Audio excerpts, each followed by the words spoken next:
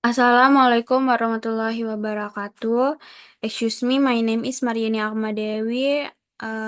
With NPM 223140009, I'm from Civil Engineering 22A. This is the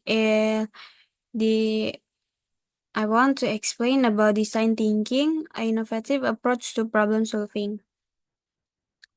Jadi pengertian design thinking is an innovative, human-created method for solving complex problems in creative and participatory ways. These methods emphasize a deep understanding of user identifying their needs and generating solutions that address those needs. Design thinking integrates user needs with technological possibilities and business requirements.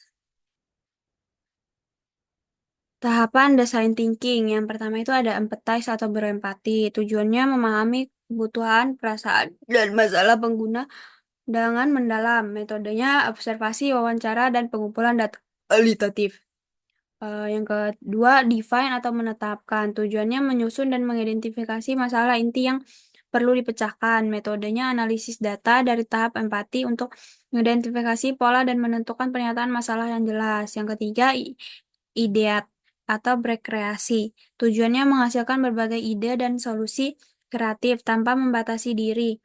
Metodenya brainstorming, sesi kreativitas, dan teknik pemecahan masalah lainnya. Selanjutnya, prototype. Eh, Tujuannya untuk membuat versi awal dari solusi yang dapat diuji dan dievaluasi. Yang ke metodenya membuat model fisik atau digital dari ide-ide yang dihasilkan untuk menguji fitur dan fungsionalitas.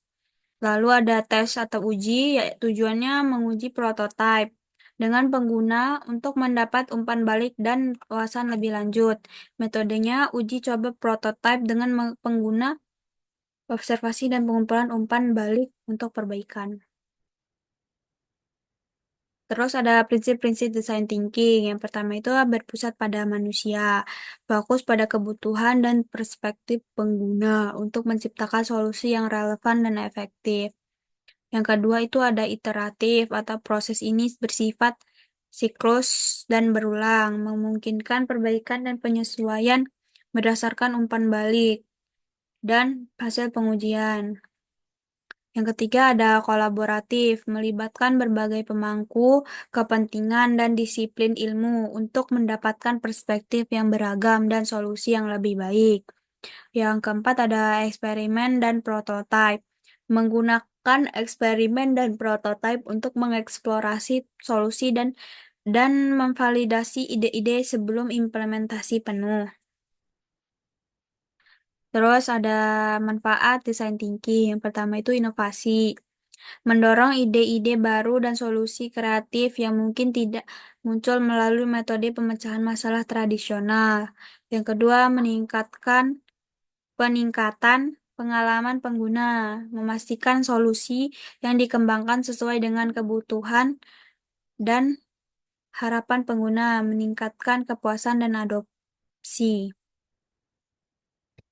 Yang selanjutnya yang ketiga ada pemecahan masalah yang lebih baik, menyediakan pendekatan terstruktur untuk memahami dan menyelesaikan masalah kompleks dengan cara yang lebih efektif.